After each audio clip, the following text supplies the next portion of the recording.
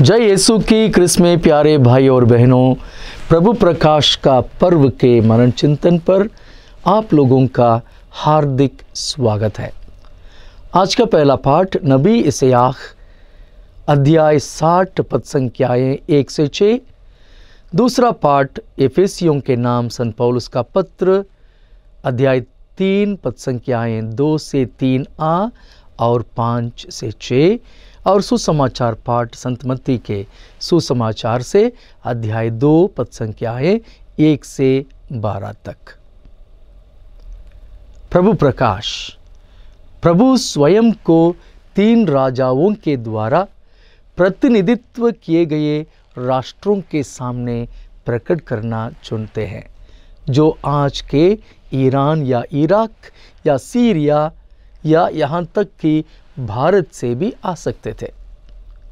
वे ऐसे लोगों का प्रतिनिधित्व करते हैं जो मसीहा के जन्म की लालसा कर रहे थे, जो कि सारी मानवता का प्रभु बनने के लिए नियत है। यही कारण है कि वे लागत की गिनती किए बिना लंबी दूरी की यात्रा करने के लिए अत्यधिक प्रेरित थे। आज का पर्व सभी विश्वासियों के लिए एक अनुस्मारक है कि यीशु मसीह हमें एक अधिकार या एकमात्र विशेषाधिकार के रूप में नहीं, बल्कि पूरी मानवता के लिए प्रेम और मुक्ति के उपहार के रूप में दिया गया है। पहले पाठ लंबे समय से प्रभु प्रकाश के पर्व की धर्म विधि से जुड़ा हुआ है। यह तीसरे यशायाह की पुस्तक से लिया गया है और निर्वासितों को संबोधित किया गया है, जो उन्हें जीवन का एक नया चरण शुरू करने के लिए प्रोत्साहित करता है। प्रभु प्रकाश के रूप में आया है और न केवल अपने चुने हुए लोगों को बल्कि अन्य जातियों को भी अपने प्रकाश में चलने और चमकने के लिए आमंत्रित करता है। दीप्तिमान बनो, आनंद मनाओ।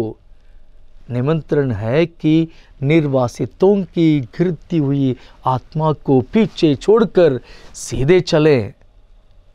आज के पाठ में ही प्रभु को मिलने वाले उपहारों की भविष्यवाणी पहले ही बता दी गई थी।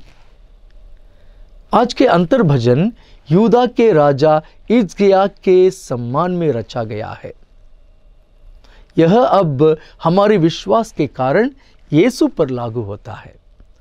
ऐसा इसलिए है क्योंकि यीशु दीन, गरीब और पीड़ितों को सही ठहराएगा। हर देश ईश्वर की आराधना करने के लिए आएगा। पृथ्वी के अंत तक ईश्वर की भलाई का प्रचार किया जाएगा। तार्शिश, जो कि आज का स्पेन देश है, अरब और साभा, जो कि आज का इथियोपिया जैसे नाम इस बात की गवाही देते हैं कि प्रभु के आगमन से उनके राज्य की सीमा का विस्तार होगा।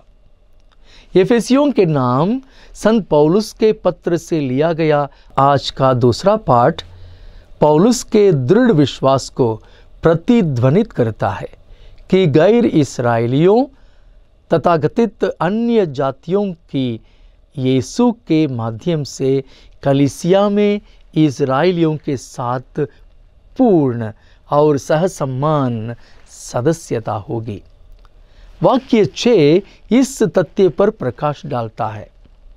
वह रहस्य यह है कि सुसमाचार के द्वारा यहूदियों के साथ गैर यहूदी एक ही विरासत के अधिकारी हैं, एक ही शरीर के अंग हैं और ईसा मसीह विषयक प्रतिज्ञा के सहभागी हैं। लेखक इस पर्व के महत्व पर जोर देने के लिए 4 चंदों में 2 बार रहस्य प्रकट करना शब्द का उपयोग करता है।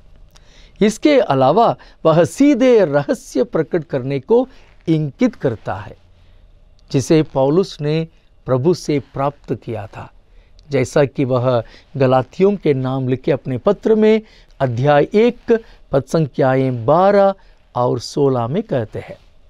यह पाठ आज के सुसमाचार पाठ के साथ एक घनिष्ठ संबंध रखता है, क्योंकि दोनों ईश्वर को प्रकट करते हैं। आज के सुसमाचार ऐतिहासिक रूप से राजा हेरोद के अंतिम वर्षों के दौरान स्थित हो सकता है, जिन्होंने यीशु के जन्म के समय इज़राइल के लोगों पर शासन किया था। उनकी मृत्यु 4 ईसा पूर्व में हुई थी और इसलिए पूरी संभावना है कि यीशु 7 या 6 ईसा पूर्व में पैदा हुए होंगे। पाठ में वर्णित 3 बुद्धिमान पुरुषों को यूनानी भाषा में मागोई कहा जाता है, जो माहुस शब्द का बहुवचन है, जिसे लोकप्रिय रूप से राजा या ज्योतिषी या जादूगर के रूप में जाना जाता है।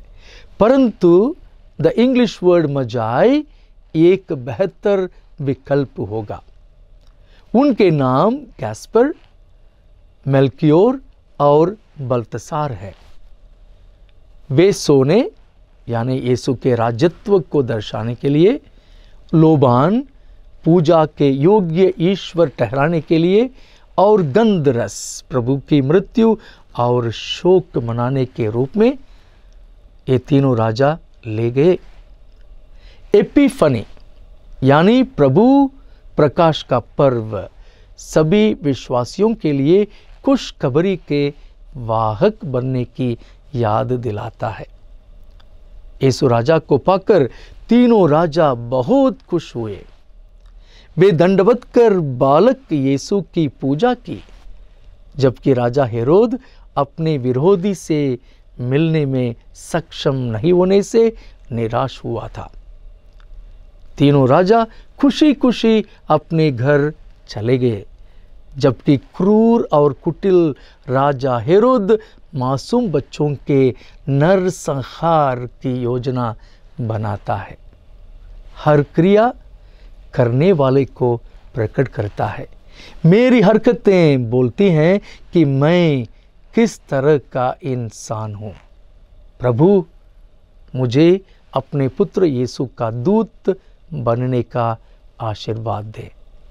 इस साल का प्रभु प्रकाश के पर्व हमें प्रभु की ओर बहुत लोगों को ले जाने का एक अवसर बन जाए। पिता, पुत्र और पवित्र आत्मा के नाम पर आमेन।